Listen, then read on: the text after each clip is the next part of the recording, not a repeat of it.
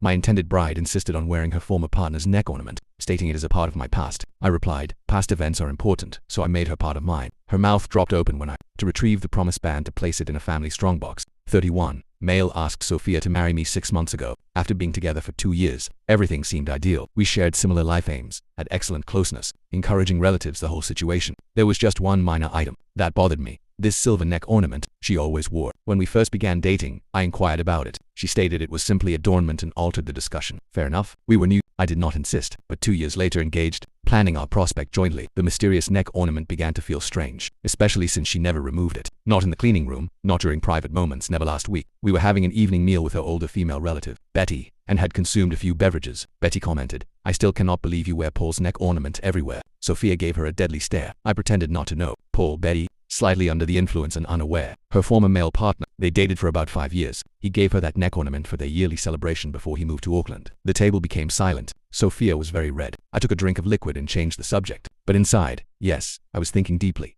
That night back home, I brought it up calmly. So, the neck ornament is from Paul. She became protective immediately. It is just a piece of adornment that you never remove from your former male partner of 5 years. It does not mean anything. Then why wear it constantly? Because I like it. It is attractive, Sophia. You are wearing another man's gift continuously while planning our wedding. Can you comprehend why that might bother me? She exploded. Goodness, you are so unsure. It is just a neck piece. Paul means nothing to me. Then remove it. Don't know. I should not have to alter who I am because of your envy. Wearing your former partner's adornment is not who you are. It is a decision, one that is disrespectful to our relationship. It is part of my past. My history made me who I am. You cannot just erase that. I am not requesting you to erase anything. I am requesting you to not wear his gift around your neck every day. This is controlling actions. Arthur. Major warning sign. I laughed. Actually laughed. Me asking my intended bride not to wear her former partner's neck ornament is controlling. What would you call refusing to remove it? I will not be manipulated into changing myself. We spoke in circles for an hour. She absolutely refused to stop wearing it. She stated if I cared for her, I would accept her entire past. Fine. Past events are important. I agreed with her on that. You are correct, I stated finally. Past events matter. I should not ask you to alter that. She looked surprised but pleased. Truly, you comprehend. Completely. Past events shape us. We retired for the night. She thought she had one, but I had already decided what I was going to do. The morning after our disagreement, I called my mother. Hey, remember Great Aunt Martha's adornment collection? The one in the safety deposit strongbox, of course. Why I need to access it. Want to put Sophia's promise band with her family pieces for safekeeping. Oh, that is unusual. Is everything fine? Just thinking about family past, customs. You know, mother gave me the bank information. I had permission to access it since I was supposed to receive some pieces anyway. That evening, Sophia was at her reading group. I carefully took the band container from where she kept it in her adornment drawer. The band I had spent months choosing, $12,000 of my savings, made specially with her ideal desires. I drove to the bank, placed it in the safety deposit strongbox with the other family adornment, and took photographs of everything for proof. When Sophia arrived home, I was preparing the evening meal as usual. It smells amazing, she stated, kissing my face. The neck ornament caught the light. Still there, of course, thanks, hey. I have been considering our conversation about past events and customs. Yes. She looked cautious. I realize you are absolutely correct. Past events are part of who we are. So, I have decided to honor my family's customs. To what customs? Well, in my family, promise bands are kept in the family strongbox until the wedding day for safekeeping. It is an old custom. She chuckled. What? No, it is not. Your sister wore hers the entire engagement. A different branch of the family. My great aunt started this custom. Since her band is going to you, we should honor her desires. Arthur, what are you discussing? Where is my band? In the family safety deposit strongbox with the other valued pieces. Do not worry. You will retrieve it on our wedding day. To her face went through several feelings: confusion, understanding, anger. You took my band. I secured our family valued piece, just like you secured your historical adornment. That is completely different. How? Your neck ornament has emotional worth from your past. The band has emotional worth from my family's past. Both deserve regard. Correct. The band is mine. You gave it to me, and Paul gave you that neck ornament, yet you still wear it. This is ridiculous. Give me my band back. After the wedding, it is custom. Arthur, I am serious. Get my band now. I cannot. Bank is closed. Besides, it is family custom. You would not want me to disrespect my past, would you? She stared at me, mouth open, then grabbed her phone. What are you doing? Calling your mother. This is insane. She did. Mother, bless her, played along perfectly. Oh yes, dear. The family's strongbox custom. Very important to us. I am so pleased Arthur remembered. Martha would be so proud. Sophia ended the call, defeated for now. The next 3 days were tense. She kept demanding the band back. I kept calmly explaining it was custom. She wore the neck ornament. I did not wear the band. Fair is fair. But then Thursday happened. I arrived home early from work and found Sophia in the sleeping room with an adornment container I had never seen before. Inside, more pieces from Paul. An armband, earpieces, a decorated armband. What is all this? She jumped. Just arranging adornment from Paul you never told me about. They are just reminders. Reminders you keep in our sleeping room. They have no meaning. Then why keep them? Because they are mine. My past. I nodded. Cool, more past. Let me help you preserve it properly. Took out my phone and started taking pictures of each piece. What are you doing? Recording your historical collection for safety purposes. Arthur, stop. Why? If they are just meaningless reminders, what is the problem? That is when I noticed something else. A male's timepiece in the container. Definitely not Paul's fashion. Too modern. Whose timepiece? Nobody. Sophia. Leo's. Who in the world is Leo? Just an associate who gives you timepieces. He left it here once. I forgot to return it. When was he here? Silence. Sophia. When was Leo in our sleeping room? Last month when you were at that gathering. My blood ran cold. You had a male in our sleeping room while I was away. It is not like that. He was just helping me move furniture and left his timepiece. He removed it to lift items in the sleeping room. We moved the chest of drawers. I looked at the chest of drawers, the same spot it has been for a year. Try again. She burst into tears. Why are you questioning me? This is cruel. Having a male in our sleeping room while I am away and keeping his timepiece is suspicious. That is not cruelty. That is a reasonable concern. Nothing happened. Then call him right now. Put him on speaker.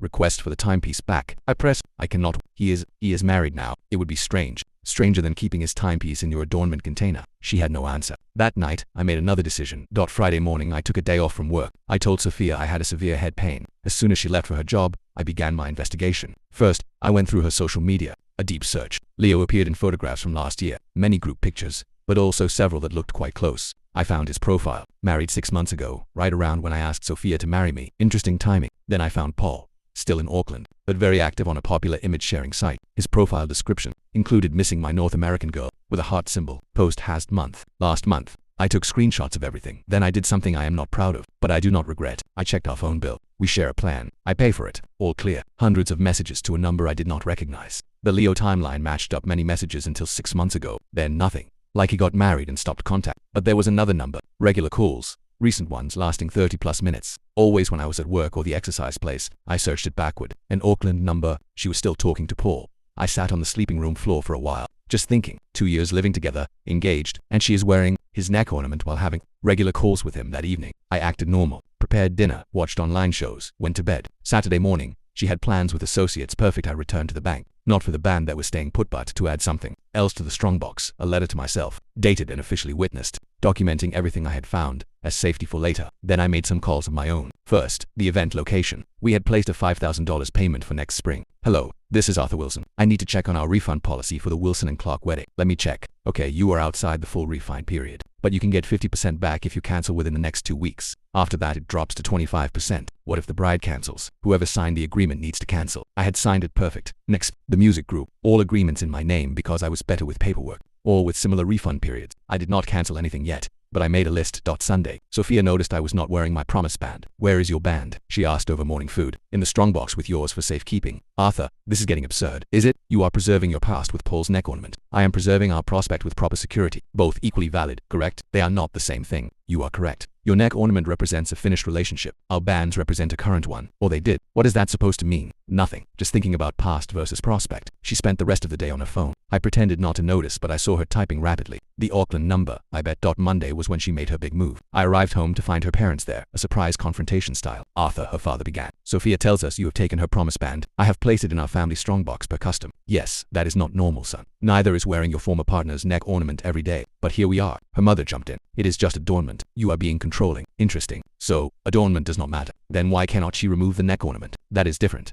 They could not answer. Sophia started weeping. Her father tried the authority approach. Give her the band back, Arthur. Now no. Excuse me. I stated no. It is in safekeeping until the wedding, if there is one. Are you threatening my daughter? I am stating facts. Your daughter wears her former partner's adornment daily, keeps other former partner's items hidden in our sleeping room, and has regular phone calls with a man who gave her the neck ornament. The man in Auckland. But I am the problem for securing an expensive band. Silence. Sophia's face was pale. How do you? Phone bills. Sophia, I pay them. Your hour-long calls to Auckland are right there. Her parents looked at her. She stammered. We are just associates. Paul and I are just associates. Associates who send messages about missing my North American girl. Those kinds of associates. Her father's expression changed. Sophia, is this true? Father, it is not. Arthur is twisting things. I pulled out my phone, showed them Paul's social media, the screenshots, the phone records. I am not twisting anything. I am just sharing past events since past events are so important to her. They left shortly after. Sophia was furious, but also panicked. You watched me. I looked up publicly available information and bills I pay. That is not watching. You are trying to ruin my existence by showing your parents proof of your actions. Interesting viewpoint. Paul and I are just associates who talk for hours while I am away. Who exchange loving messages. Who gave you adornment you refused to remove? Sure. Associates. Give me my band back. No, I will call the police. Do it. Explain to them how your intended bride secured a family-valued piece in a family safety deposit strongbox. I am sure they will rush right over. She did not call. Instead, she gave me an ultimatum. If you do not give me that band back by tomorrow, we are done. Okay, that is it. What do you want me to say? You are threatening to end our engagement over me storing a band safely while you wear another man's neck ornament daily. The irony is impressive. She stormed off to stay with her parents. Finally, some quiet to make my calls. Tuesday morning, 9 a.m. sharp. I began the cancellation process. Event location cancelled. I received half the payment back. Photograph taker cancelled. 60% refund. Food provider cancelled. I lost that payment entirely, but it was worth it. Music group cancelled. Full refund. They had booked too many events anyway. Total recovered about $4,500 of the $8,000 I had spent. Not bad. Then I messaged Sophia. As requested, the engagement is off. Your belongings will be in boxes by the door. You have 72 hours to collect them. My phone exploded immediately. What do you mean, boxes? You cannot make me leave. We need to talk. This is against the law. I am coming over. She had a key, so I was ready when she burst in 20 minutes later. What in the world? Arthur, you said if I did not return the band, we are done. I did not. We are done. Your belongings are by the door. I did not mean it. I was upset, and I am following through. You desire to end it over the band. It is ended. Where is my band? Still in the strongbox. It will remain there. You have to give it back. It is mine. Actually, legally, promise bands are conditional gifts in this state. The condition being marriage. No marriage, no band. Look it up. She had her phone out, rapidly searching online. Her face fell. You planned this. I planned nothing. You wore another man's neck ornament, kept other men's adornment, had secret phone calls with your former partner, and then threatened to end our engagement. I just accepted your decision. I want my band, and I desired an intended bride who did not wear her former partner's adornment. We do not always get what we want. She tried everything over the next hour. Tears, threats, bargaining, even trying to charm me while still wearing the neck ornament, the boldness. Nothing worked. Finally, she tried the ultimate choice. I will tell everyone you stole my band. You will be ruined. Tell them. I will share the phone record showing you talking to Paul for hours. The screenshots of his posts. Leo's timepiece in your adornment container. Observe how that plays out. That is blackmail. That is results. She left with her boxes, but not quietly. She posted all over social media about how I had stolen her band and was holding it captive. She even started a tag.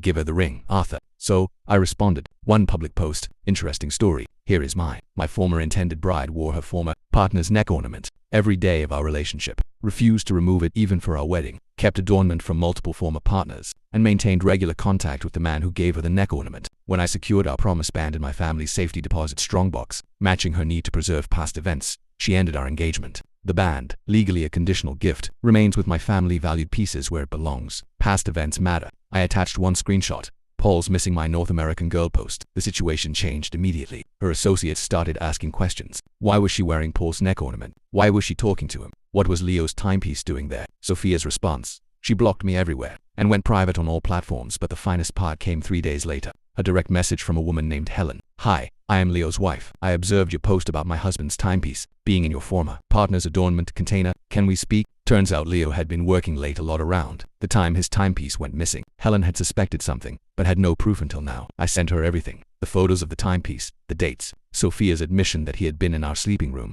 Helen confronted Leo. He confessed to an emotional involvement with Sophia that had almost turned physical. Almost. Helen left him. She contacted me to thank me for the truth a week later. Another message from Auckland. Paul, friend, is this true about Sophia being engaged? She told me you were just flatmate. Flatmate. I sent him our engagement announcement, photographs from the proposal, everything. His response. Bloody hell. She said she was waiting for me to return. I have been saving to move back for her. He had been planning to propose when he returned. She had been leading him on while engaged to me, wearing his neck ornament as a promise she would wait. The neck ornament arrived at my apartment a month later. No note, but I knew Paul had asked for it back. I could have sent it to her. Instead, I gave it to a charity sale. It raised $500 for the local animal shelter. It seemed fitting. It was like a restraint of sorts, keeping her connected to her past. The promise band is still in the family. Strongbox. My mother suggests having it changed for when I meet someone who deserves it. Someone who does not need to wear their past around their neck. Sophia last. I heard through common friends. She is single. Paul stopped contact. Leo is divorced. And she is still posting about harmful former partners who cannot handle strong women with histories. Sure, Sophia, it was your past that was the problem, not the dishonesty, the emotional affairs, or the clear disrespect. I am doing well. The apartment is peaceful. I attended my friend's outdoor meal yesterday without having to make justifications for why my companion could not come. Nobody inquired where she was. They all knew. They were just glad I finally stood up for myself. The amusing thing about limits, people call them unkind until they require them. Then suddenly, everyone comprehends why they exist. Sophia desired her associates to be her true kin. Turns out true kin has limits.